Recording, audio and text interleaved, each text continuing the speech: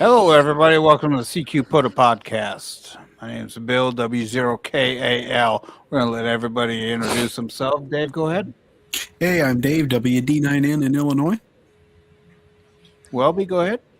I'm Welby, Whiskey 3, Lima Bravo Yankee, and Mike 0, Whiskey Mike Echo over in Maryland. Go ahead, Bob. I am Bob. I'm Kilo Echo Zero, Quebec Echo Quebec, from South Dakota.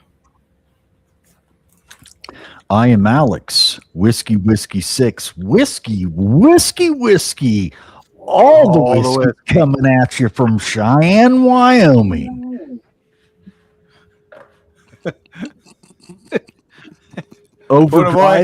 Overdriving and everything. What's happening, everybody? Kilo Delta 8 Lima Hotel Radio. POTA Boy here from Northeast Ohio. That's it. That's it. That's Tonight we got a great friend of ours with us, Welby, and he's going to talk to us a little bit about his POTA. And, Welby, I'm just going to let you take it at that point because Sure. you sound so much better than I when introducing it. So go ahead and take over. Absolutely. So just want to talk about operating POTA when you're in a country other than the one that you're licensed in. So obviously, as you can see from my call sign, and you folks all know, I'm licensed over here in the US where I live, and then also back in the UK where I used to live. So I've got my Whiskey 3 call sign here for over in Maryland, and then my Mike 0 call sign over in the UK. What's up, POTA Power?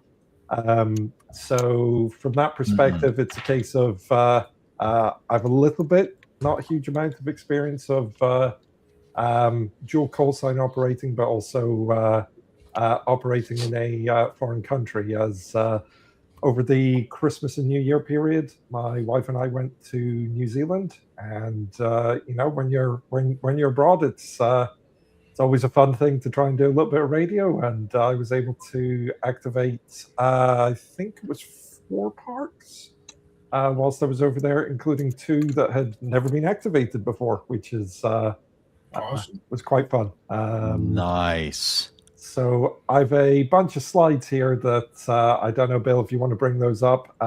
They're just talking points for it. Obviously, we can discuss things as they come up, but just anyone got anything before I dive right into it? Take off. Please go for it. Take off to the Great White North. You can do it. So I guess the first question is, why would you want to do it? So there's no POTA awards specifically for activating in other entities or anything like that. There obviously are for US states, but currently, at least, there's nothing for activating in any other country. But it is still fun. It's great to be able to make contacts with folks anywhere in the world. And when I was over in New Zealand, I got mostly New Zealand and Australia, which isn't normally a thing that I get, at least on SSB, from the house here. So it was definitely a good experience to be able to get some VK and ZL in the log.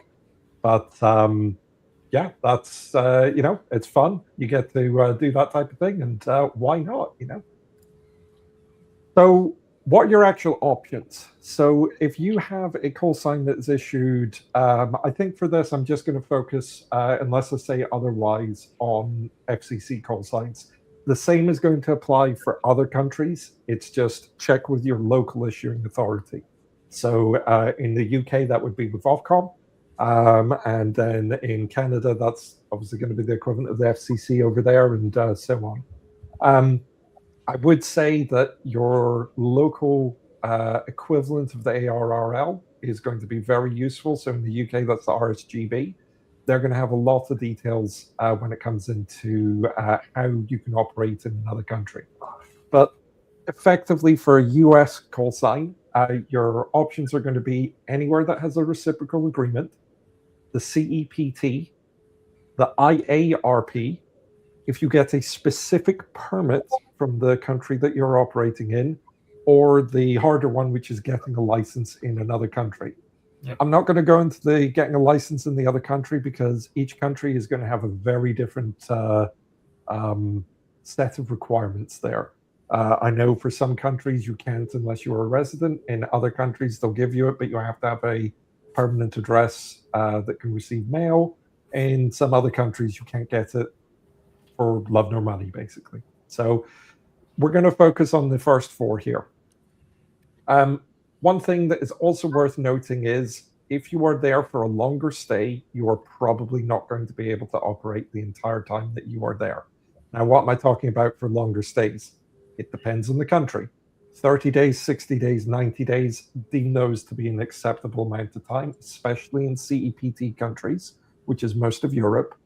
The IARP, my understanding is that that's 1 year, but it's going to depend on the country that you are visiting. So with almost everything here, you're going to have to check with the issuing authority in that country.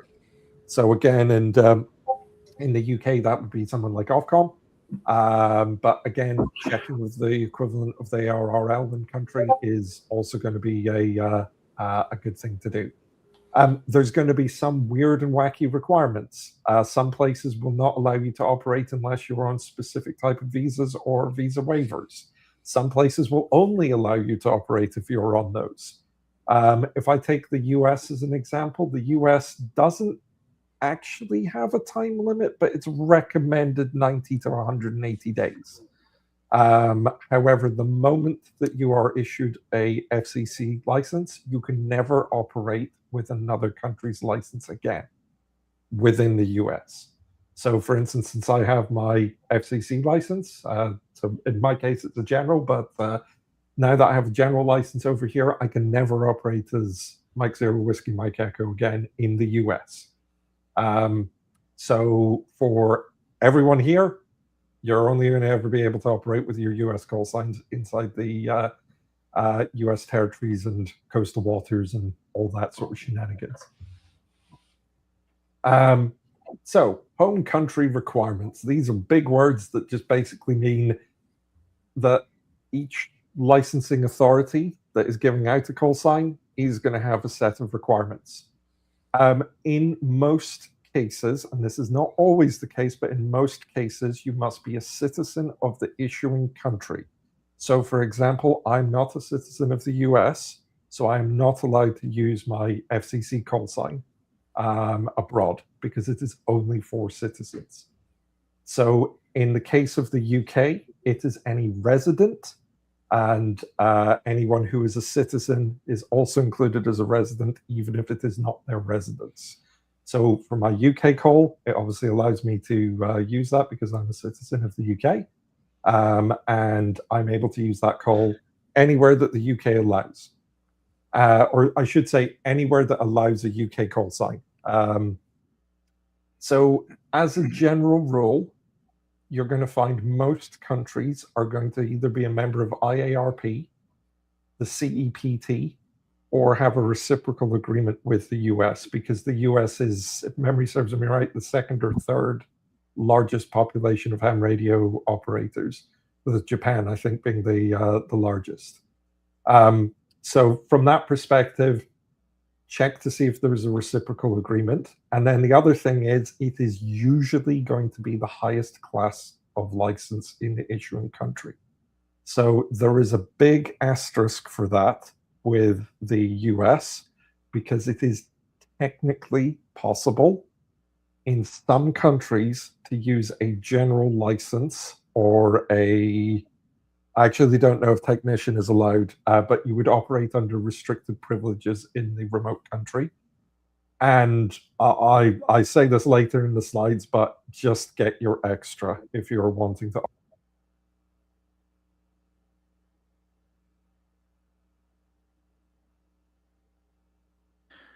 Did we lose audio? I think we lost his audio. I think Welby, we lost Welby audio out on there. you.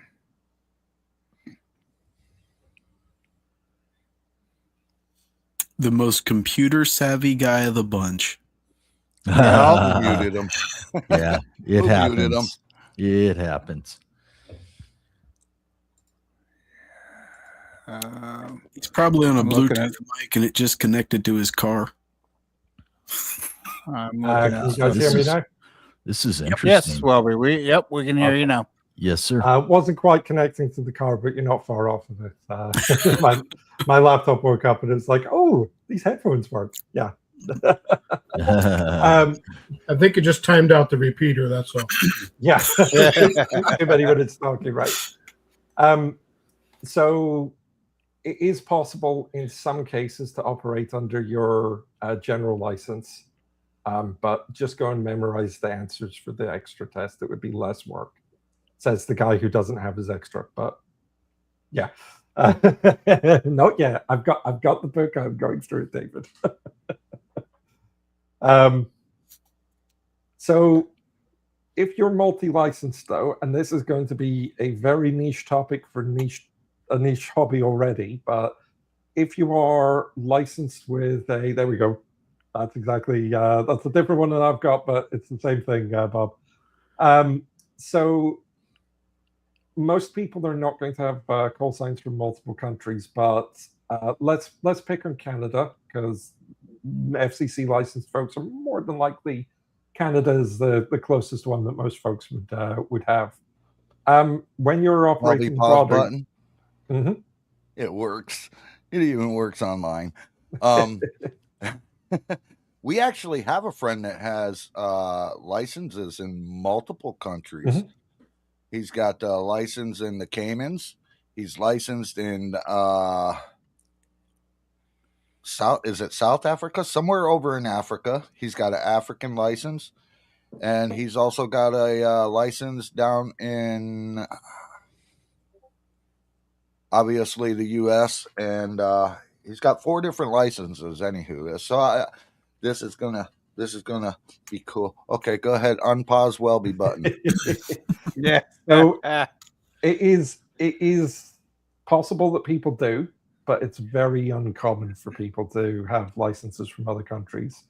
But if you are licensed by multiple locations, you're going to have to figure out which call signs you're going to be allowed to use. You may be able to use them both or multiple. But there's going to be potentially different agreements for different countries, and then there may also be a precedence of order for which you were to use them. That will be a topic that you will have to research, and I'm not going to go into that because that's even more of a minefield than this already is. So I've mentioned CEPT. What does that mean? It's basically the post office and telecoms people for Europe. So it's a group of all the telecoms agencies and postal agencies within Europe, and they have agreed mostly, not entirely, but mostly to a number of different things. So there is a thing called the HAREC, which allows you, like you would do with a transferring your driving license between states. It's basically that, but for a ham radio license. And so if you were to move with a British license, let's say with a French license to Germany, just to make that definitely true. But if you were to move for a French license to Germany, you basically go to the German equivalent of the FCC and say, here's my French license. They'd go, cool, here's your German license. So there is a way to do a transfer in most European countries. However, the US does not partake in that specific recommendation. So that's not a possibility for US license. It's down as the European Council, I think is what the ECC stands for, as 0506. If you are looking at the novice licenses. Now, again, as I said, novice licenses, they're not the same as a novice license over here. It is a restricted set of privileges that you would have within operating countries, and each country can set their own rules. Don't count on novice licenses being available in every country that you go to, even if they are part of CEPT. The other thing that is fun with some of the CEPT stuff is there are still classes for code or non-code. And in some cases, there is a word per minute requirement. As I said, not every country allows novice licenses. Just get your extra if you are going to be operating abroad as a FCC license holder. It's going to be easier than figuring out what privileges you actually have for a novice, because it's not always in English. It's not always well written on their websites. You're potentially going to have to get a copy of the license from a ham in that country, so you can then go and translate it and just get your extra. But I really, really don't want to get my extra. Can I just use my general? You can, but please just get your extra. You're going to have to be very familiar with these, and then also the FCC equivalent in each country. If you're going to operate with an FCC issued ham license, get your extra before going abroad. I'm pretty sure this is probably going to be clear at this point what my recommendation is for it. Using your general right now. There we go, Bob. Exactly. So, what's the IARP? I didn't write down what it stands for, but it's basically the Central and South American CEPT license agreement. CITEL is the equivalent of CEPT for them. It's oddly issued by the member society in the country in which you are a license holder. So in our case, that's going to be the ARRL. They will issue that for US folks. It's not actually clear if you have to be a member of the ARRL to get this. It is a 1-year permit, and in some cases, you do still need to inform the country that you are visiting that you plan to operate. So Panama is a perfect example of that. So Panama, you need not only the permit, but you also need to tell their equivalent of the FCC, hey, this is my call sign, I'm going to be operating these dates in this area, which is something different. They have multiple classes of license. There's general and above, but it does require more proficiency. And in some cases, you may be required to demonstrate that. There's then also class 2, which is for technicians or above, or any of us folks that don't know CW. It is only for US citizens if you are in the US, and the US novice license is not eligible for this. It can take about 90 days. You have to do it before you leave the US, and it's either $15 or $50, depending on if you want it priority mailed or not.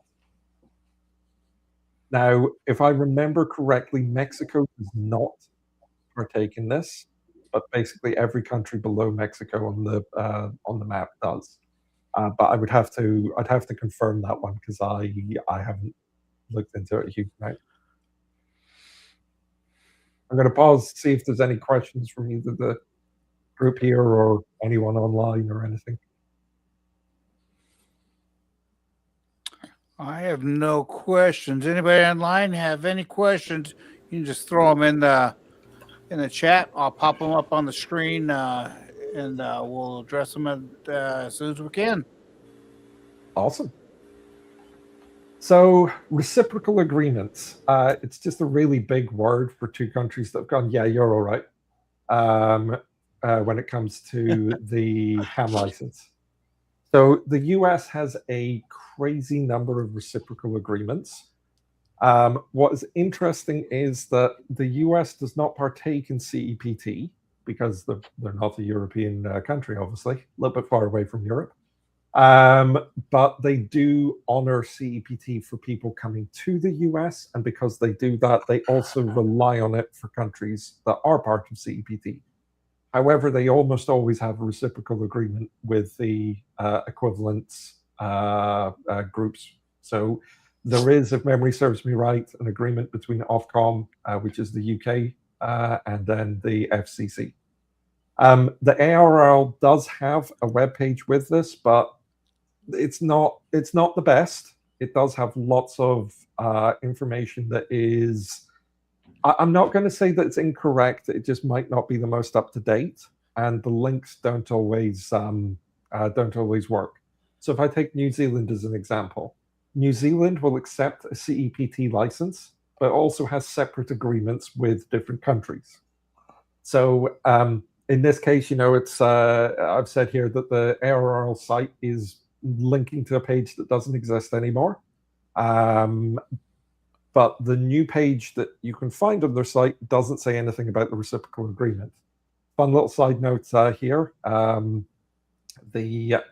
of the New Zealand government websites, if you go to a page that doesn't exist, they'll show a map of the world, and New Zealand is not on the map. Because the number of world maps that don't include New Zealand is actually surprisingly high. Interesting. Yeah, they take that as a little bit of a joke because they've got a funny sense of humor there. So you go to the webpage and it's like, where's New Zealand? Anyway, so how do you actually do all of this? So it's gonna depend. As with everything, the answer is it depends. You're going to have to read the individual country's rules. Now, the ARRL's website does usually list what those requirements are. You're almost always going to require a prefix or a suffix. And in some countries, US and Canada as an example, you also need to include your nearest city. Now, sometimes they will require that in every transmission. Other times, like the US as an example, it's the same as our time that we have to give our call sign. So it's once per transmission or every 15 minutes, if memory serves me right. I should probably know that off the top of my head. But it's going to be the same as what we have to do anyway. It's just, you would say, rather than Whiskey 3 Lima Bravo Yankee, you'd say Whiskey 3 stroke Mike 0 Whiskey Mike Echo, Beltsville, Maryland. So you just have to add that little additional thing on. Canada, if memory serves me right, it's not the city, it's actually the province. But again, it would be something that I would say for people to check before they go. Other things that are quite fun are some of the modes that you may be using do not lend themselves well to prefixes or suffixes in certain cases. So I'm going to take FT8 as an example. When I was operating under my UK call sign over here, it was Whiskey 3 stroke Mike 0 Whiskey Mike Echo. I could not include my grid square in anything other than a TX3 message. So if you're in WSJTX or one of the other programs, you may see under your preferences, there's an option for transmit grid spares part TX3. You have to do that if you are using a suffix or a prefix, because otherwise there's not enough bits in the transmission for you to be able to put your whole call in. So that's a little fun one that people don't necessarily remember. So just be aware of that. And also it does mean that if you are activating a park, it's very unlikely that you're going to be able to do CQ POTA and your call sign with a prefix, because they take up about the same amount of space. It's not spaces in like 4 characters. It's spaces in how the number of bits work on the on the transmission. There's a whole really nice way of doing things that it's not compression, but that's kind of the way to think about it. Okay, so you're sold. You're going to go somewhere and you're gonna activate. How do you actually do it? The first thing you need to do is find your nearest photocopier or printer if you have the original documents. You're going to want the official copy of your FCC license or equivalent country. You're going to want a copy of your travel plans and ideally your tickets. You're going to want a copy of the CEPT or IARP, or your reciprocal agreement, and then any country-specific information. So for New Zealand, what I ended up doing was I went to the equivalent of their FCC site. They had a copy of what we allow foreign amateurs to do. I printed a copy, I laminated that, and I kept it in my backpack. So whenever I went to activate, I had a copy of my license, I had a copy of my travel plans, I had a copy of the, not the CEPT, but the equivalent, like here's the, I can't remember what, I think it's the Radio Service League or something that they call it. Basically a copy of the government body that says you're allowed to do this, and then a copy of the band plan, which we'll get to in a few moments. But hopefully that kind of makes sense. Like, just be prepared. I'm sure we all carry a copy of our license with us when we go out activating anyway, but it's just good practice to have a full copy. The only other thing I will say is if you are in a country that is not English as the first language, you may also want to include translations for them. So the best example I've got of this is a thing called the International Driving Permit. It doesn't actually have any like legal, like you still need your driving license, but it provides a certified translation of what each of the field means into, I think it's English, French, and actually it might just be English and French. But if you can, try and see if there's a set of translations that exist. It's very unlikely that you will need that, but it never helps to, never hurts to be prepared. With New Zealand, with English being one of the official languages, I didn't need to worry about translating that. They're also used to people with this accent, so you know. So what's your next step? You need to familiarize yourself with the rules of the country you are visiting. So print out a copy of the country's band plan. You will be surprised at how different band plans are. Find what the common frequencies are. Are there any weird and wonderful rules? So in the US-Canada border, we've obviously got that 70 centimeter rule, that within 50 miles of the whatever parallel, you're not allowed to transmit on XYZ frequency. Or, you know, if you're in Guam, I think it is, treat it as region 3, those type of things. Check to see if there's any rules like that that you would be falling under, because you will have to comply with the licensing requirements for a ham in the remote country that you're going to. So for example, this has changed now, but if we go back a couple of years, let's say I'm going to pick on Bob. Let's say that Bob was going to the UK in 2020, just before COVID. Let's say that you were going to operate and you had your extra license. What maximum power were you able to do? You're probably thinking, oh, I'd be able to do 1500. No. Maximum power was 400 at the time in the UK for a full license holder, which is the equivalent of what you would have for an extra. So you have to make sure you are familiar with what the rules are for the equivalent license holder, which if you have an extra, it's their top class of license. So again, getting an extra makes this a lot easier because you're not having to go, well, it's kind of this one on a Tuesday, but if I'm in this, get your extra. It's makes this a lot easier. The common frequencies. Obviously, you know, we all, I'm saying this tongue in cheek, obviously, but we all do our POTA activations on 7200 or 14300.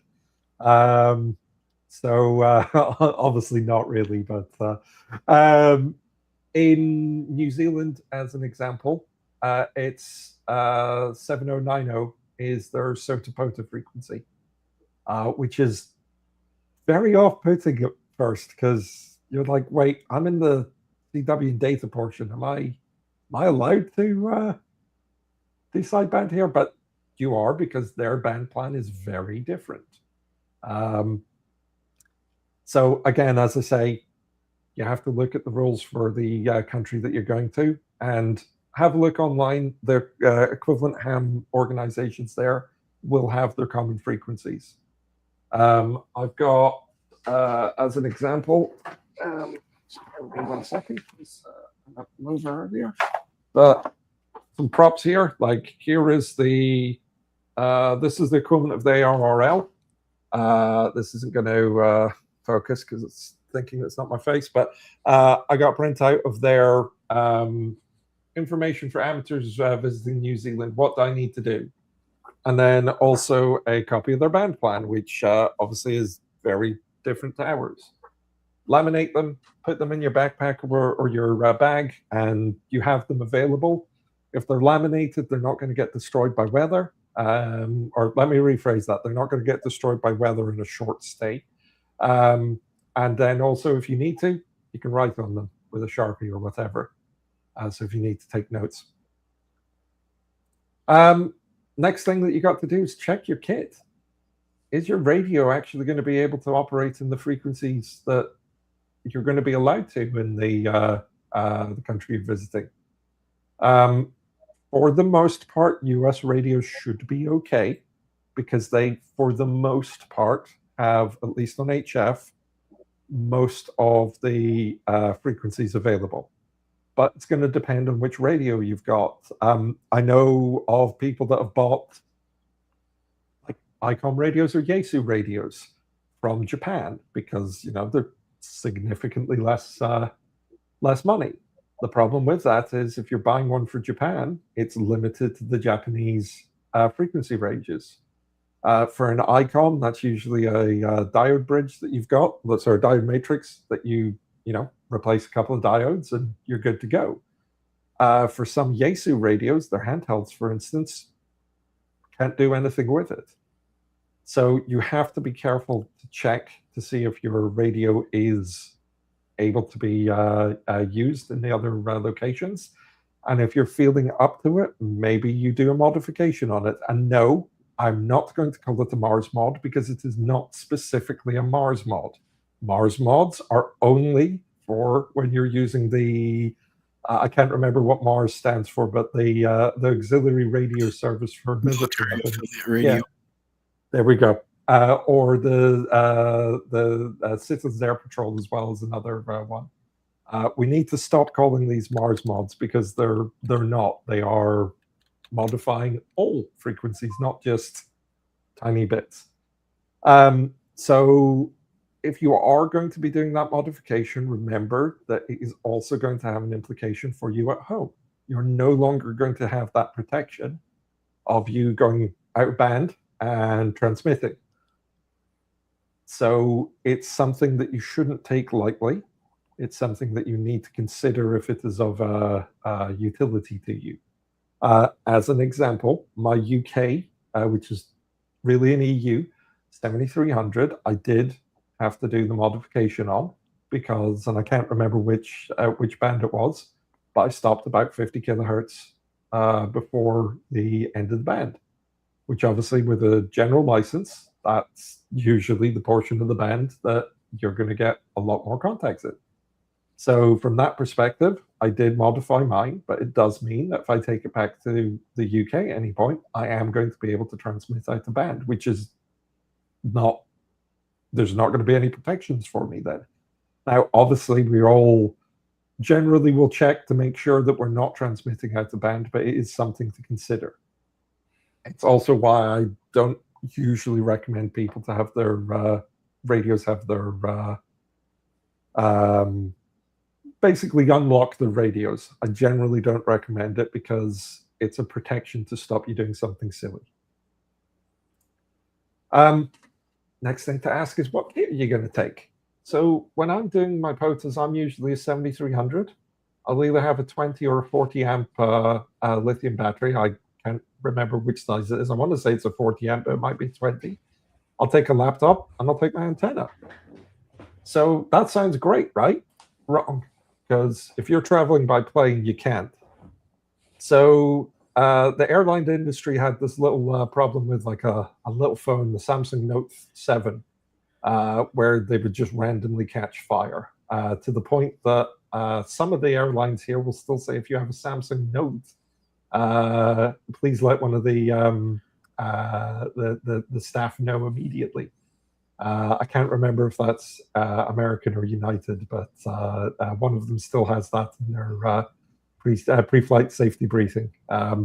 You're just flat out not allowed those phones anymore because they would catch fire in the middle of the flight, which is generally not a good thing. Because of that, however, we have very specific limits on watt hours for a battery. Now, there is technically another one which is for lithium cells, which is the number of grams of lithium, but that does not apply to the type of lithium batteries that we are talking about. The type of lithium batteries that we're talking about being, lithium polymer, lithium ion, lithium iron phosphate, that type of thing. Those are limited based on the watt hours. Now, here is the real fun part. Manufacturers usually misprint what is on the battery. So it's a case of, if you have a Bieno power battery, as an example, they calculate it based off a 12 volt, not 13 point whatever that's actually outputting. However, the boilerplate sticker will say at 12 volt. So that is what you're going to be tested on, I guess, by anyone in the industry. So it's a case of, if it says that it's 96 watt hours because 12 by 8 or whatever it is 96, or 12 by 9 or whatever, then that's what it is. So whatever it says on the outside from the manufacturer, that is what you will have to take as being correct. If you are bringing your own homemade pack, expect delays. It's like going on with like something that has loads of wires sticking out of it and a clock on the front of it. They don't really like that. Sealed battery packs are preferred. But it sure is funny. If you want to have the extra pat down, then I'm sure it's funny. There's nothing preventing you from doing it. Me and Alex are game. You're getting the body cavity search, Sonny. Oh boy. Oh my. Let's be clear, though, it's not against the rules. You are 100% allowed to do it. You just might want to bring some additional extra. You can bring a bomb on an airplane now? You can bring a battery on an airplane. A battery. Battery, yes. Battery. Just, okay. I would bring additional documentation. Note to self, don't travel with Sonny. Yep. Sonny is not allowed to pack your bags. Yeah. So the next thing that you'll have to do is check with all of the airlines that you will be flying with. Each airline has a different policy. I'll cover that in a slide in a second here, but the other key thing is your battery must be in your carry-on. You will hear it at the gate. They will say, do not, like if you're gate checking a bag, make sure you got your medicines, etc. Do not put lithium batteries in the hold. So you need to make sure that you are planning to have enough space for your batteries. And that leads me on to the airline industry being the airline industry. There is no standard. There is a minimum requirement for FAA, and that usually is followed by most aviation authorities in other countries. They do not have to, however. It's just that most countries follow the FAA rules, even though they are not technically following the FAA rules. Their country has just gone, that's what America's doing, we're going to copy that. However, check with the carrier and the country that you are going to. It is a safe assumption that 100 watt hours is the minimum, but also your maximum. Most US carriers will allow up to 2,000 watt hour batteries in your carry-on, which that's a lot of weight. And then 2 under 160. However, you have to check with the airlines. As an example, Southwest has just removed any mention of 160 watt from their site. But they also don't mention that 100 watt is the minimum. However, the FAA requires that to be the minimum, and the TSA says we do what the FAA says. So again, 100 watts or 100 watt hours, I should say, just take that as being the magic number. As an example, the piano power ones that I have are 96 watt hours. Another thing you're going to have to be really careful of is the maximum weight for carry-ons. This isn't overly enforced in the US at the moment. However, some airlines are starting to, but there are, in some countries, weight limits for your carry-on. So Air New Zealand and Fiji Airlines, which were the two that I ended up flying in New Zealand, it's 7 kilograms or 15.3 or so 15.4 freedom units. 15.4 pounds is not as much as you would think. Let's just delve into that battery thing for a second, though. So I'm just going to bring a 96 watt hour. Great. How's your back? Because these things are heavy. The first question that I'm going to ask is, are you going QRP? If you are QRP, it doesn't really matter the size of the battery. It's going to be how long you want to operate. If you are not QRP, the question you need to be asking is, what is the C rating of your battery? So most lithium batteries will be 1C or 2C. There are exceptions to that, and there are, when I'm saying 1C or 2C, that is going to be for a continuous period. What is a C? It's not columns, it's not centigrade. I don't know why we are using the same unit of measurement that is an SI unit for two other things, but it's the discharge rate, I should say, of a battery.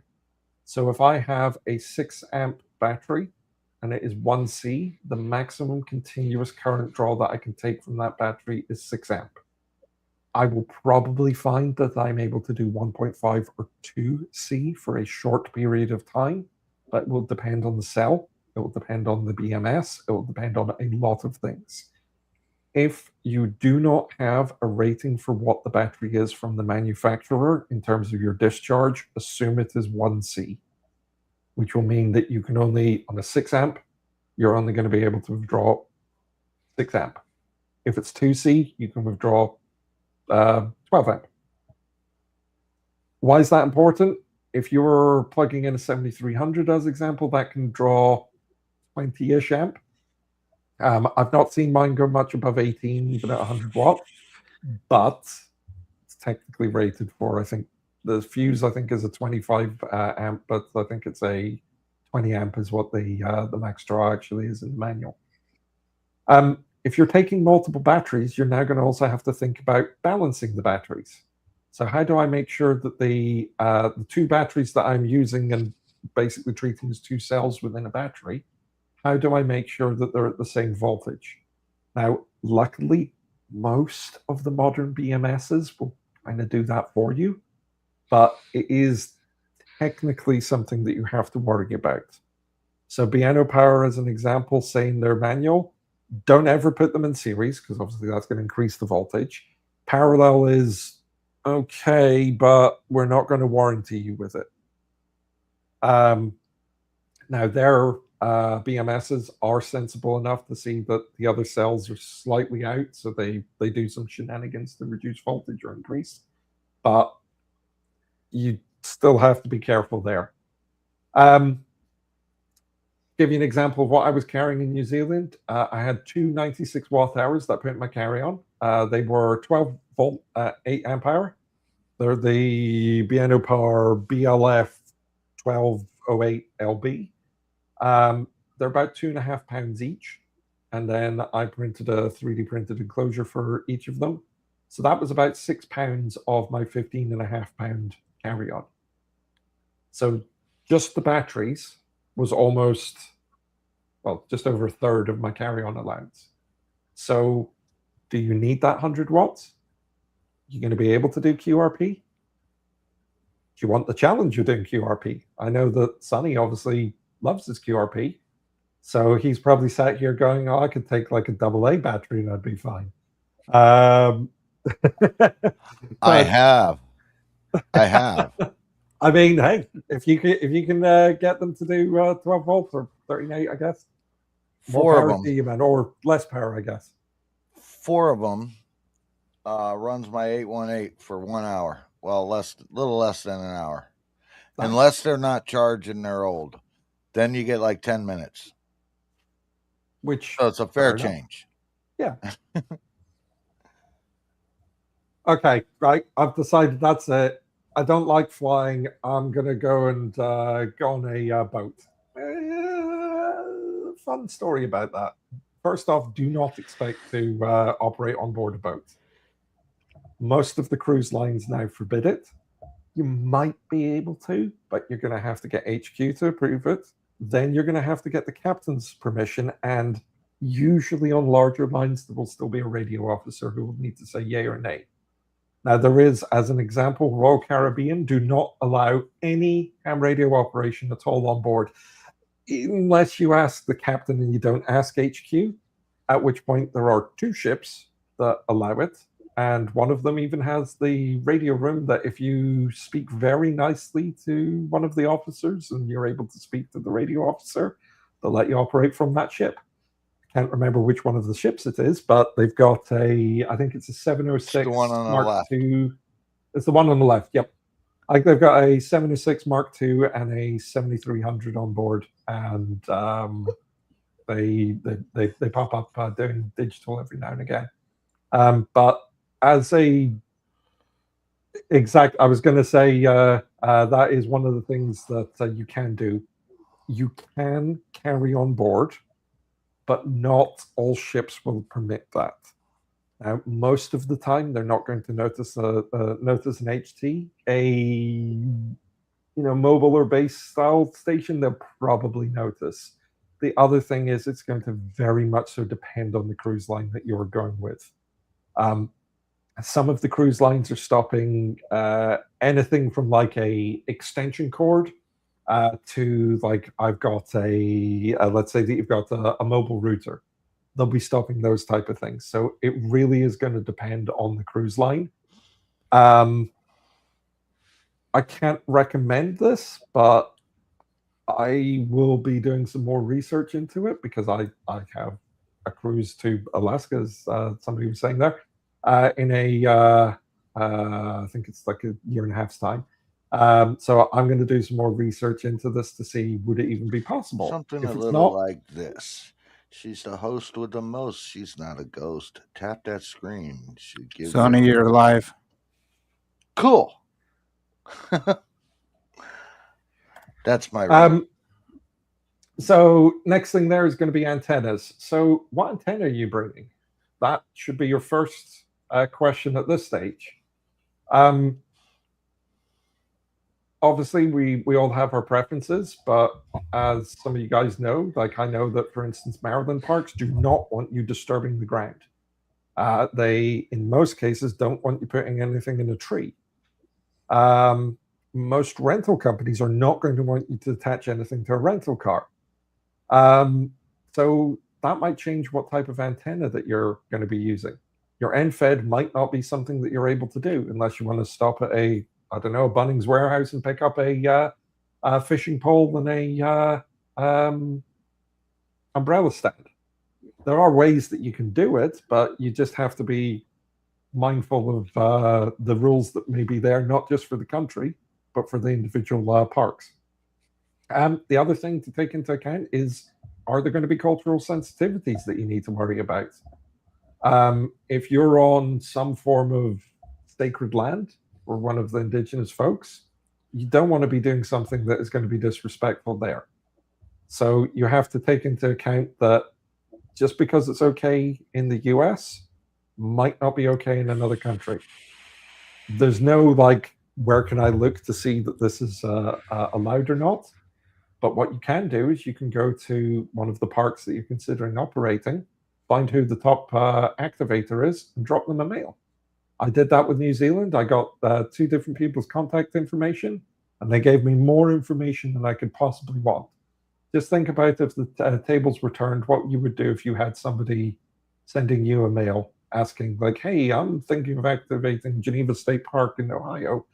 What I need to know, you're going to give them all of the information they could possibly want, and then more, and probably turn around and say, "Hey, if you want, I could do an activation with you."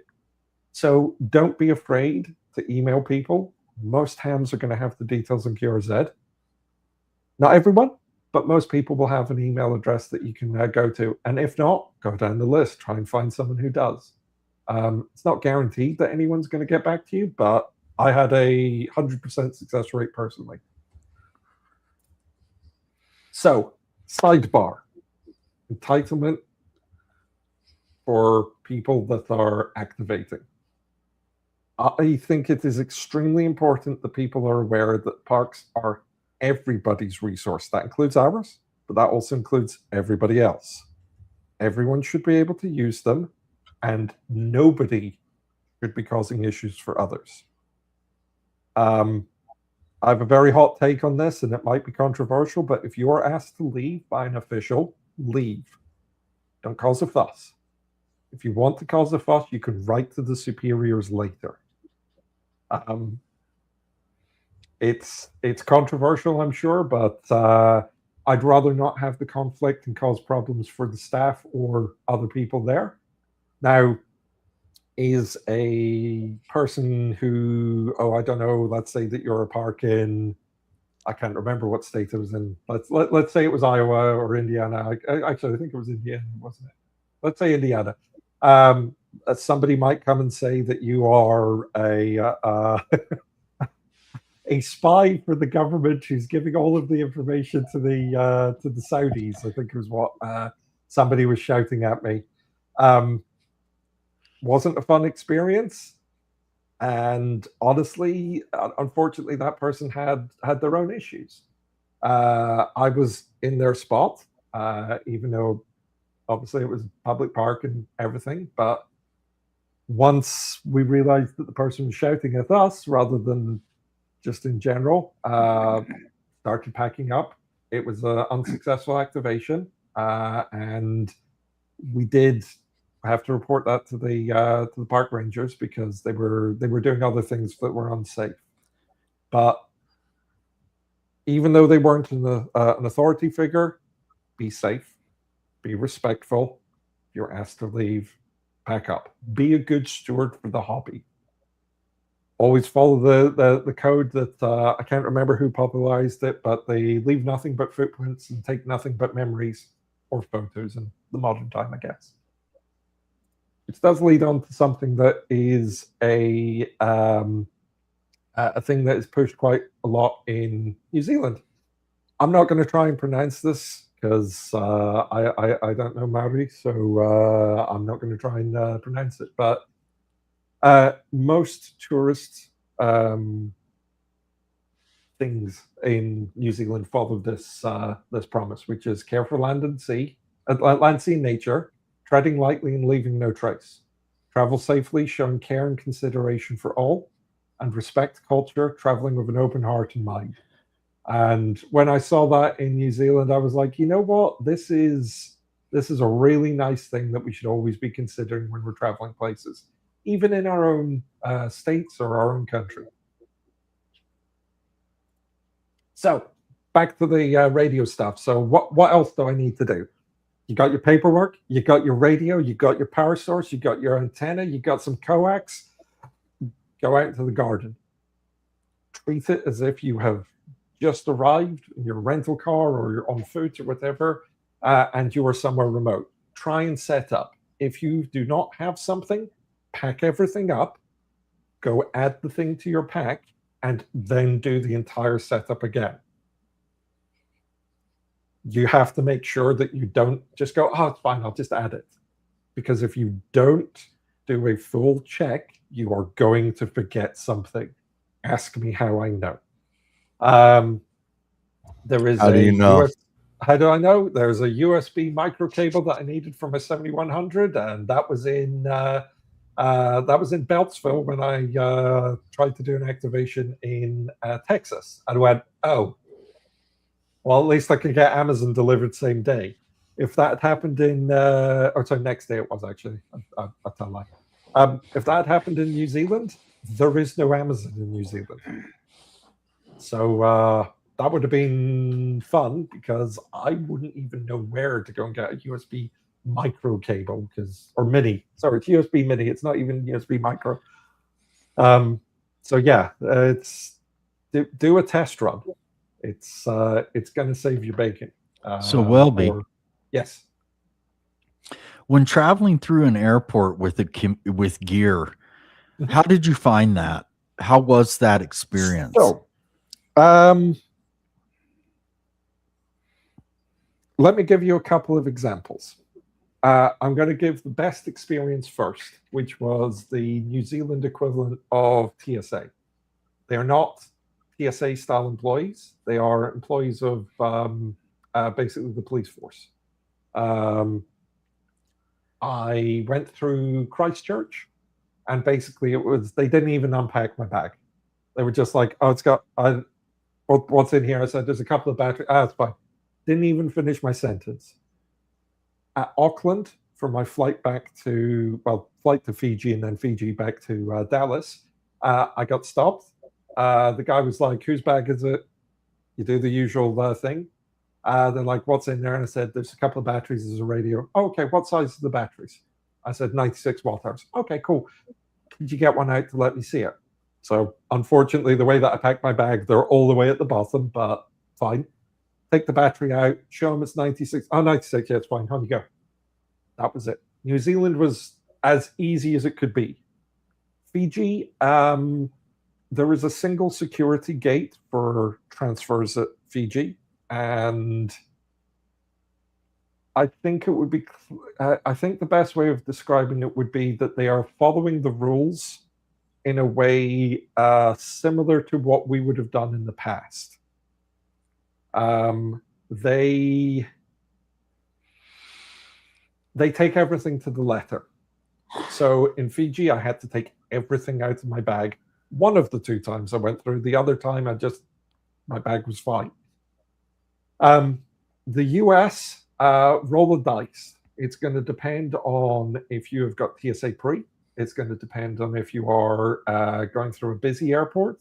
If it is a airport that gets a lot of traffic. If it's a airport that gets like one flight a month.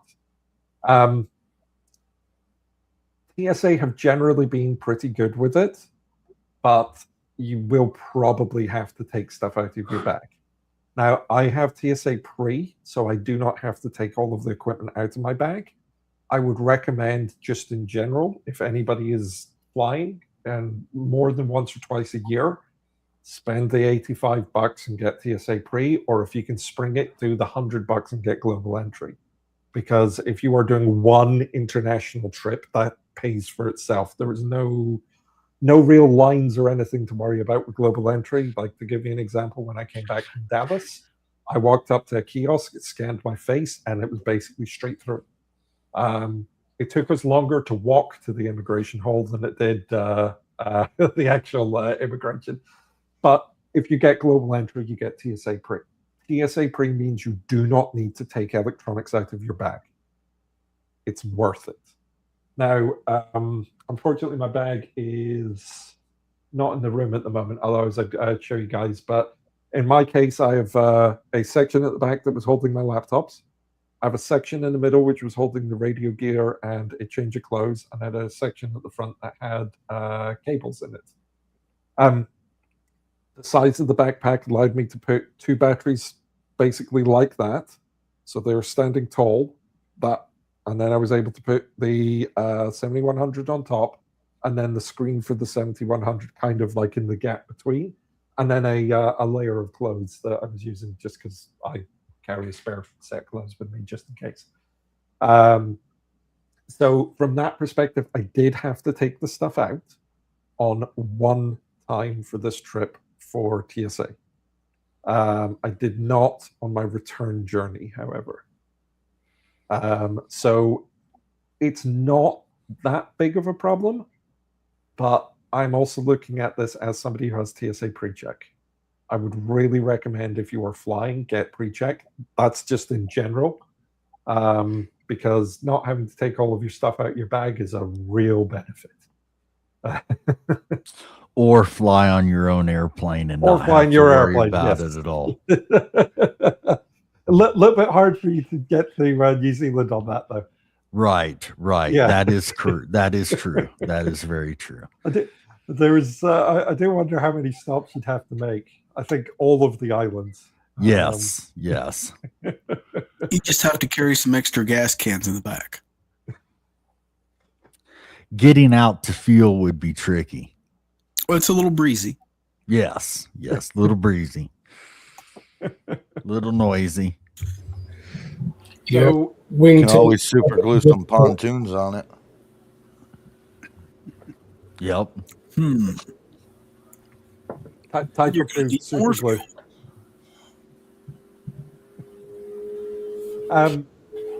So, other things that might be useful, you might want to get yourself a table or a camp chair. Bring a camera or your cell phone, and bring some paper for logging. Because what happens when your computer stops working? What happens when you forget to charge it? Camp chair and table are optional, but not everywhere is going to have somewhere to sit. In our case, we went to technically it's an Australian store, but they have them in New Zealand. We went to Bunnings. It's kind of like Menards, I guess, maybe a little bit Home Depot-ish, kind of. Picked up a folding chair and a couple of camp chairs, and we were able to throw those in the back of the rental car and then go from there. The most important thing, though, is once you've got through all of the shenanigans, get out there and have fun. It's a challenge. You're going to mess things up. You're going to struggle to remember your call sign. You're going to struggle to remember your prefix. For the first couple of hours that I was activating, I was like, whiskey, no, Mike, no, hold on, Zulu Lima, Mike Zero Whiskey.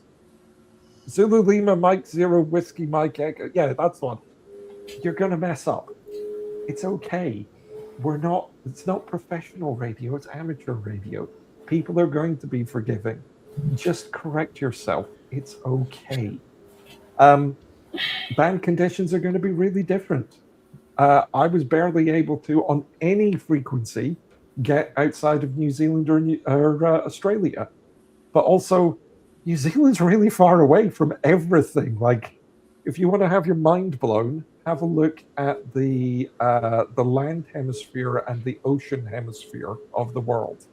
We normally think of things like North and South hemisphere, but it's a sphere. You can put the dividing line wherever you want. If you have a look at the ocean hemisphere, look at how little land there is. It's eye-opening. Other than New Zealand and Australia, there's pretty much nothing in that hemisphere. There's a little bit of other places, but yeah, it's quite crazy to look at. So for me, I hope to be able to get to the US. I got a little bit of California, but I did not manage to do any voice outside of Australia and New Zealand. But that's okay. That's okay. It was still good fun. I was able to make lots of contacts. The other thing that you're going to have to remember is you might not have cell phone reception. Most of New Zealand, as an example, is completely unpopulated. So, Welby, Yes. speaking of your contacts, since you're on it, roughly how many contacts did you make, and how many different locations you went, and how often? So I did technically 6 activations, but one of them I forgot that UTC is very different over there because midday, I think it was roughly, or maybe 1 o'clock was when UTC day switched over. So I started activating at like 12:20. I had a failed activation for that, but let me just bring up the POTA website and I can. Good night, Hillbilly. Thanks for Activations. coming in. I've been up since 4 as well. Me too. Him too. I tried activating, so I activated NZ0014. I got 11 contacts there, all on phone. I tried activating NZ0630, but I only got 2 contacts there. Then I tried. I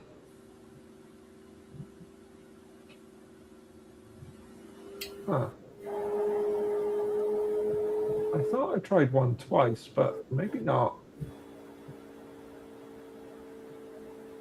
Maybe I didn't.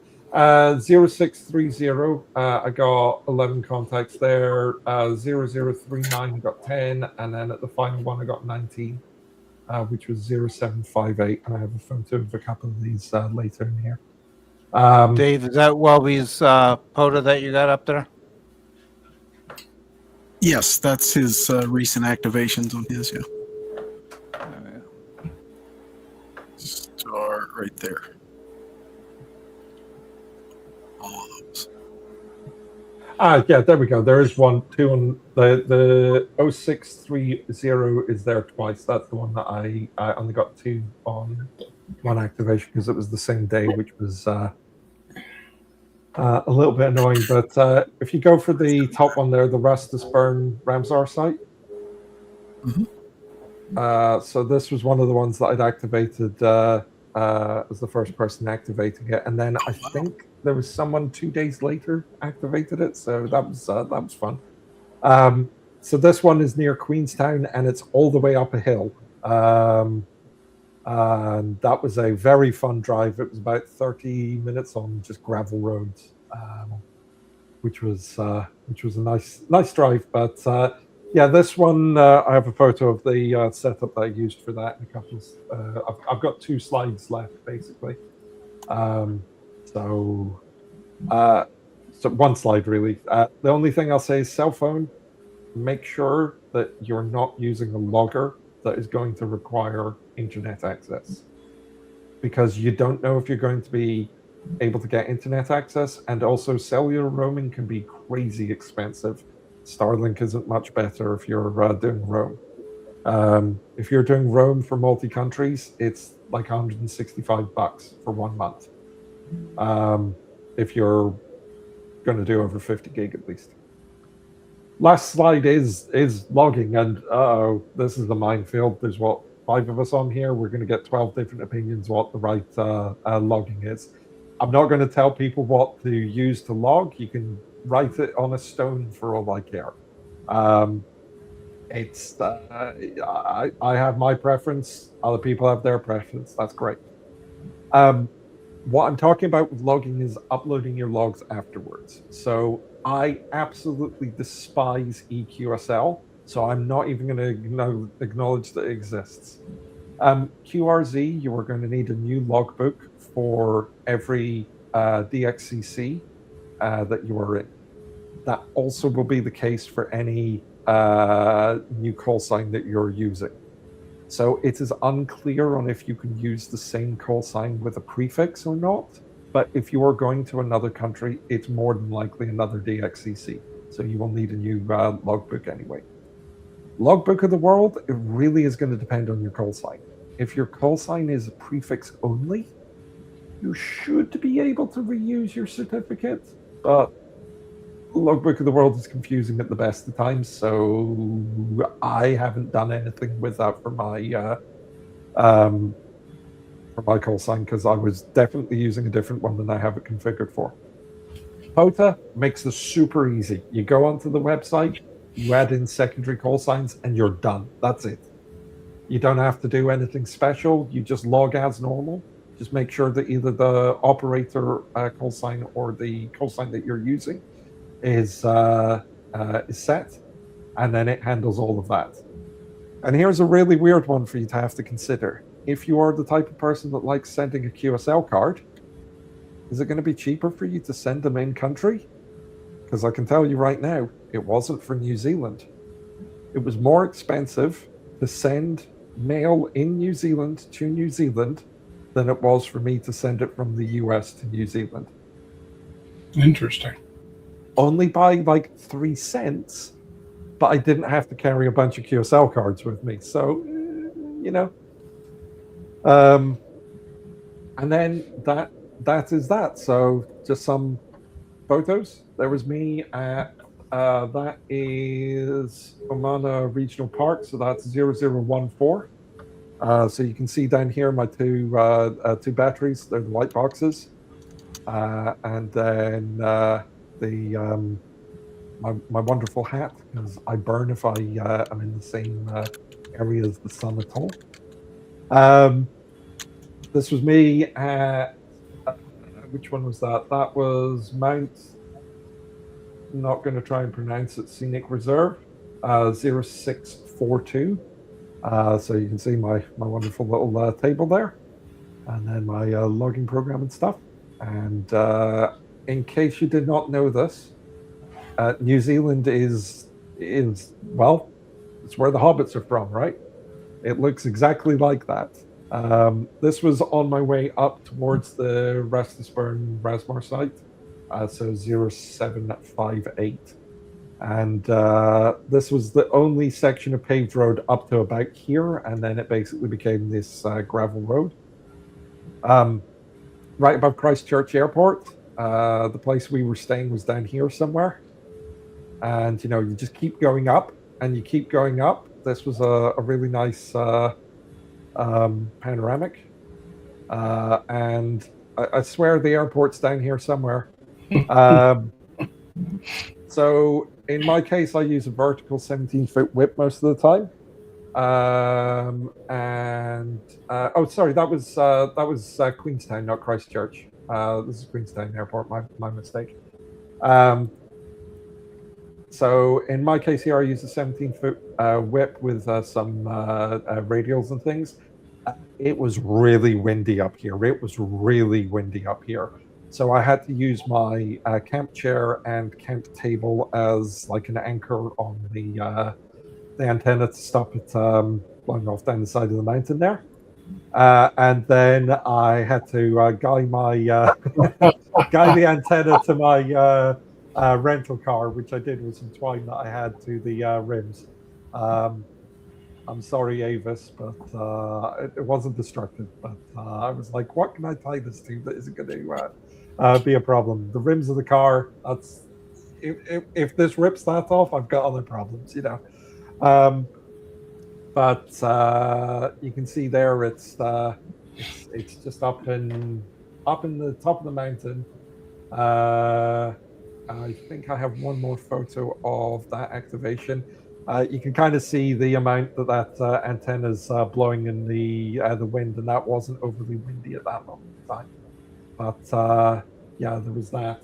And then just for added measure, in the US, it's the same equipment that I'm using, just a different battery. Actually, in this case, this was the 73 rather than 7100. But that was Shenandoah National Park, I think, or National Forest. This is my local park, which is a forfer. So Greenbelt Park, which I think is 0668, US 0668. And then the most important thing with all of this is the people you meet along the way. Hey, some good looking guys there. I was supposed to be there. Yeah, the guy on the far right. Yeah, you go watch that guy. You go watch all of them. Handsome dudes. I like the duck the most. Yeah. Japanese duck kills it.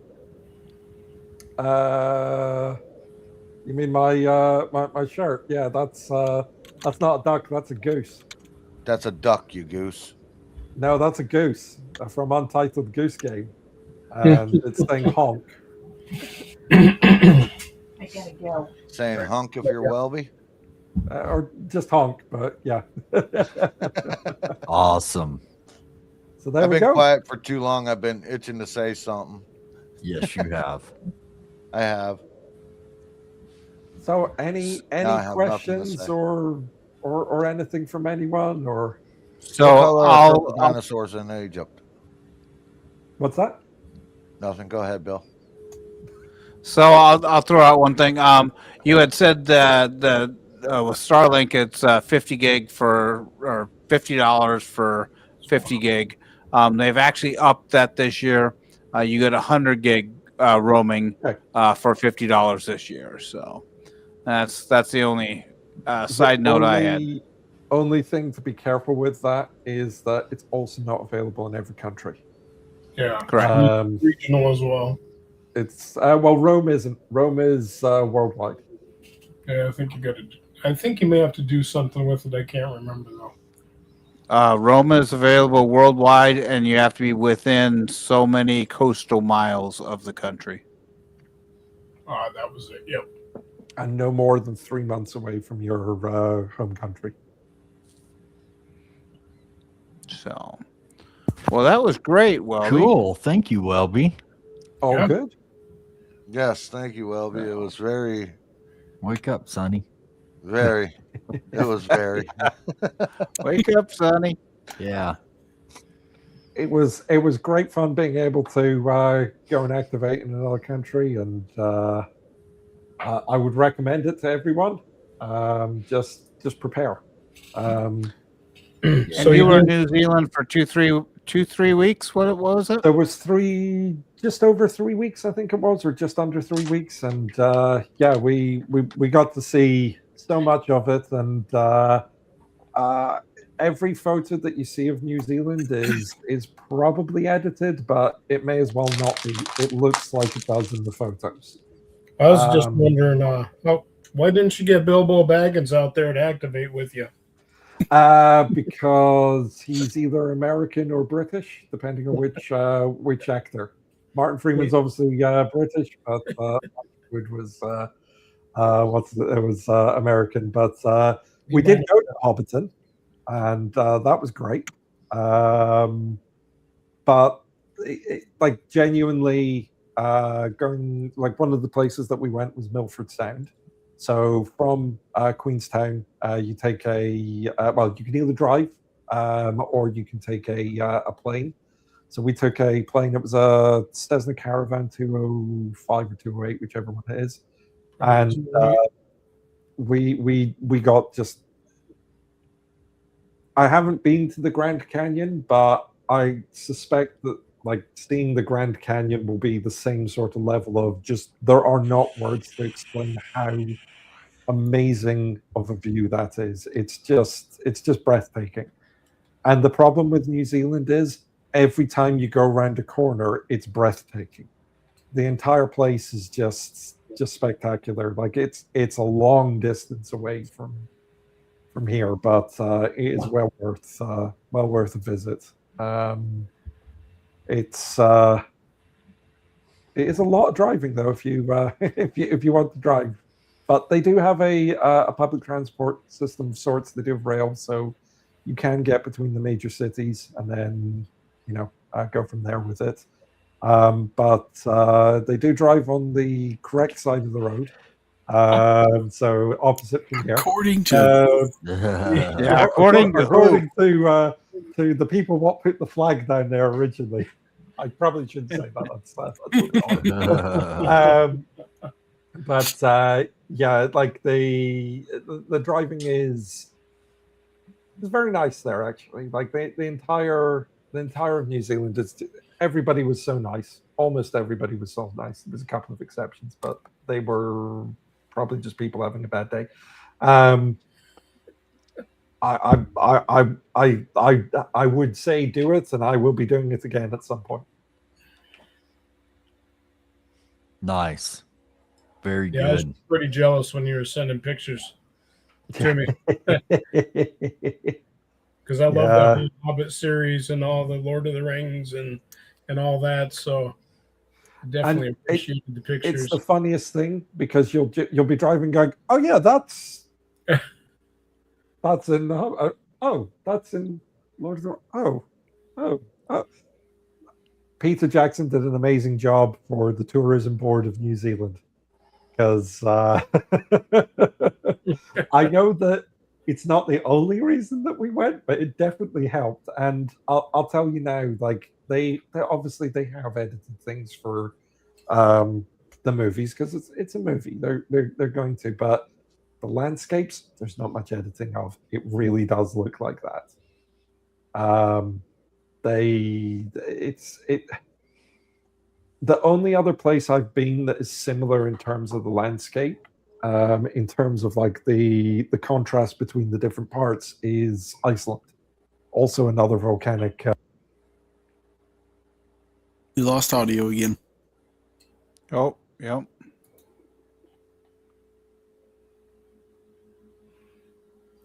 Timed out the repeater again. Yep. He's on a half-hour schedule.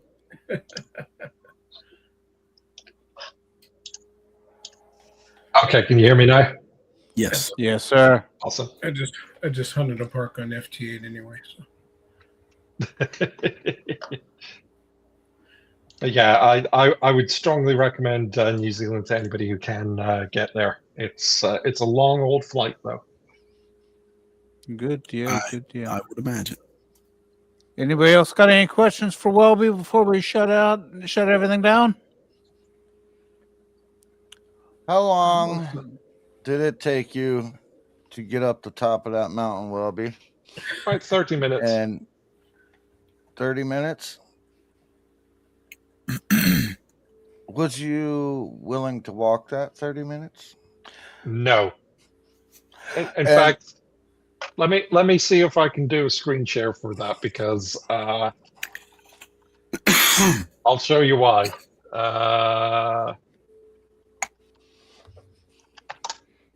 Let me just. I think I can do a screen share in this.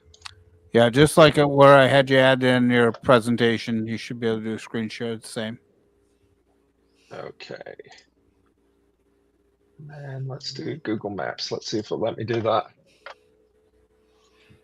Yeah, you're gonna have to come back out and activate in the Dakotas again. Well, this way, hopefully, I won't be broke down on the other side of the state. Now. I was going to say maybe one day we'll have to go to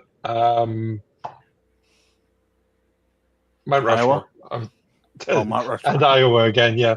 So the remarkable ski area was where the activation is. Like there's a section of it here. So you access it from down here somewhere sunny. And you'll notice there is no road on here. You basically take this all the way up. So let me just zoom in a little bit more there. So this is where the road is, and it's in switchbacks all the way up. All the way here, up, round, and more switchbacks, and then up here and up here. And I activated from like here somewhere. I'd have to put so I activated from here, which is just inside the Restless Burn. I think technically anything in the different color was there. I could have gone further up, but I didn't want to disturb anyone else, and this was kind of on the limit of where I felt comfortable going. But you can see this road is. Let's go and drop the guy on it. Welby. So hanging that poor guy. You know, it's a road that exists. Obviously, this was during the snow season that they got these, but beautiful country. You can see this is not quite where I was activating from. In fact, no, this is where I was activating from, basically where that car is. You can see down there, it's spectacular. But if we go and let's just drop the guy down here. We're still going, like, we've got to get down to lower than this lake. And it is just a gravel road this entire way. So we're going to go a little bit further here. And, you know, let's come down here. And, oh, is this like a switchback? Yep. So there's the road. And that's not even down to the ground at it yet, Sonny. It keeps going. There is not a chance that I was going to be walking up that. Why not? Is that your car? No, that's from 2015. I mean, obviously, this never looks as high of a grade as it is on. A backpack and a tent to spend the night. Yeah, I mean, right there just on look that at corner. like the height of this. Stop right there. Oh, back up. Go over to the right. No, my other right. My Polish right. All right, come down a little bit. Off the berm, right there. That's where you can pitch your tent. You can stay the night there. You could have done this, Welby. You could have done this. No. You need 2 days to recover. Yeah. Because called again, faith we've still and got to get ignorance. down here. Yeah. You could go down there and take a bath in that cold water. You know, That's right, you could have could. done it. Yeah. Take a Okay. bath, Done it. rejuvenate yourself in that water. Welby, look, that would have been perfect. You know what, See, Sonny? look, they You got can a go little- and do that, and then once you've done that, I will not do it. So you're okay. We will sit here and clap for you, Sonny. Look, if we is that your car back there? Go back the other way. No, it's not my car. Did you see it? That was your car back there. Sure. Defibrillator. So you know, this gives you an idea on the incline here. Well, they did put a guardrail up so you didn't get to They the bottom did. fast. They Yes, did, they- and there's the airport down there, but it's a long Where's old Laura? way down. Well, guys, I think that we should probably shut her down at this point. We're Almost an hour and a half. hour and a half in. Yeah. Welby, that was awesome, my friend. It Thank was, you so Welby. much for I know taking your No time problem. to do that for us. We This really was- appreciate you. This And- was the most formal episode of the show yet. Yes. Until I Yes, got it to was. talk, and then I went all sweet. You Well- totally were out there, Sonny, and it was I- awesome. I want to hear Listen. you guys doing all at least one foreign activation Yes. till Yes. the end of the week. Not going to happen in my case. Tomorrow after work, I will be in Jamaica. Belize. Ooh, Belize. Okay. Ooh. I was going to say you're close enough that you could get to Canada easy enough, Sonny. And I'm going to go get naked in Tahiti. Oh, I hope you're not doing slow scan. Yep. We will be doing. Slow scan. You betcha. I'll be Lots. taking the I pictures. don't know Lots what, of I don't know slow what scan. would be worse, slow scan or fast scan. Neither. Yeah, because at least with the slow scan, you kind of get an idea of what was about to happen, so you can Yeah. cover it up. That is I true. believe anything with imaging is a no. Yeah. All right, thank you, All right. everyone. Yeah. So I'll let everybody say their quick good night. Bob, if you want to start us off with a 73 round. Oh, Kilo Echo Zero. Quack, Echo Quack for my brother. He loves the quacking. I'm going to be on sabbatical for a while doing a study. So, and it happens to be at 7:00 on Monday night. So, we will see you somewhere down the coax here, hopefully within the next 5 years. It's a 5-year study, but we'll get on sometime.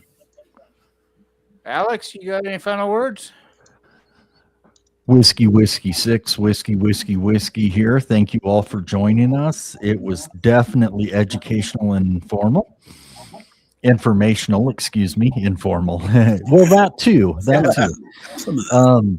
Yeah, definitely appreciate it, Welby, Very and welcome. everyone else. And we wish everyone a good night. Thank you very much. Sonny, you have anything? I'm going to sing a farewell song to Welby. Oh, no. Goodbye. I'm gonna have to cut Sonny's mic. So long, farewell. Thank you for putting us through your electronical hell. All right, We I'll love just you, talk brother. over Sonny, and hopefully it goes away. This is We love you, brother. Thank you for KAL, being and I'm here. going to say And 73. I'm back. Dave, you want to drown out Sonny for us too? Well, I'll try. Thank you, Welby. Excellent Very well. presentation on that. A lot of things that I know I would not have thought about, but you travel a lot, so that helps, or well, more than I do anyway. So I'm sure that helped a lot. But excellent information. Thank you again, and Very well. good night, everybody. Thank you very much. And Welby, if you got any parting words before I hit the button. Landscape. That's a good Potatoes. parting word. All right, landscape, everyone. Later, Lift 'em everyone. up.